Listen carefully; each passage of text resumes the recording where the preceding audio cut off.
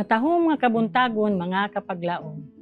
Atong hisgutan niining adlaw maong atong morning devotional nga naguluhan. Gihatagan og puti nga biste sa pagkamatarong. Ug ang atong teksto makita sa Pinadayag 7:14. Mao kini sila ang nanagpakalabang sa dagkong kasakitan. Ang ilang mga tag-as nga biste gilabhan nila og gipaputi diha sa dugo sa kordero. Mahimayaon ang ganti nga gihatag sa dihang ang matinumanon nga mga magbubuhat. Nagatapok palibot sa trono sa Dios o sa kordero. Sila magabarog atubangan sa trono, gidawat sa hinigugma. Ang tanan nila nga mga sala gipapas, ang tanan nila nga mga kalapasan giwagtang. Karon sila makahimo na sa pagtan-aw sa dili mapalong nga himaya sa trono sa Dios. Nianang adlaw ang natubos magadan-ag diha sa himaya sa amahan ug sa anak. Ang mga manulunda nagagunit sa ilang bulawanon nga mga alpa, magaabi-abi sa hari ug sa iyang mga tropeo sa kadaugan. Sila kinsa nahugasan ug gipaputi diha sa dugo sa kordero. Ang tanan magmalipayon, nagkahiusa nga pamilya. Gibistihan uban sa mga biste sa pagdayeg ug pagpasalamat ang biste sa pagkamatarong ni Kristo. Ang tanang linalang diha sa ilang nilabaw nga kaanyag, magahalad ngadto sa Dios ug usa ka kanunay nga pagpasalamat sa pagdayeg ug pagsimba. Ang kalibutan mapuno diha sa kahayag sa langit. Ang mga katuigan mosibog uban sa kalipay.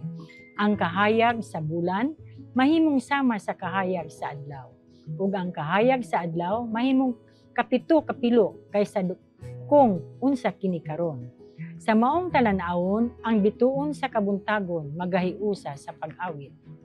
Ug ang mga anak sa Dios magasinggit sa kalipay, samtang ang Dios ug si Kristo magahiusa diha sa pagpadayag. Ug ang sala wala na, ug ingon man ang kamatayon wala na. Ang panag-away natapos, ang tanang kasakitan ug panagbanggi natapos na. Ang mga lawiton sa kadaugan nagpuno sa tibuok langit, samtang ang natubos nagabarog palibot sa trono sa Dios. Ang tanan naghiusa diha sa pag-awit. Ang kordero nga gipatay tako sa pagdawat og gahom ug kadato ug kinaadman ug kusog ug kadungganan ug himaya ug pagdalay. Tapos niini mitanaw ako ug ani akaron dihay usa ka dakong panon sa katawan nga walay bisan kinsa nga makaiyak gikan sa tanang kanasuran, gikan sa tanang kabanayan ug katawhan ug pinulungan.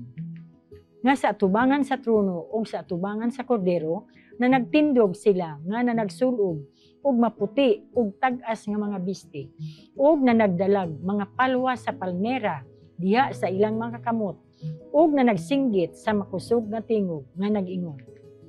Ang kaluwasan gikan sa atong Dios nga nagalingkod sa trono ug gikan sa kordero. Magampo kita mga kapaglaom. Ginoo, salamat sa pahinumdum nga pinaagi sa imong dugo nga giula dito sa cross ug nga kung moduol kami kanimo uban sa tibuok namong kasing-kasing, ikaw magatapapa sa tanan namong kasalanan ug hatagan mo kami ni anang puti nga biste sa pagkamatarong. Salamat Ginoo niini nga saad sa ngalan ni Ginoong Hesus. Amen.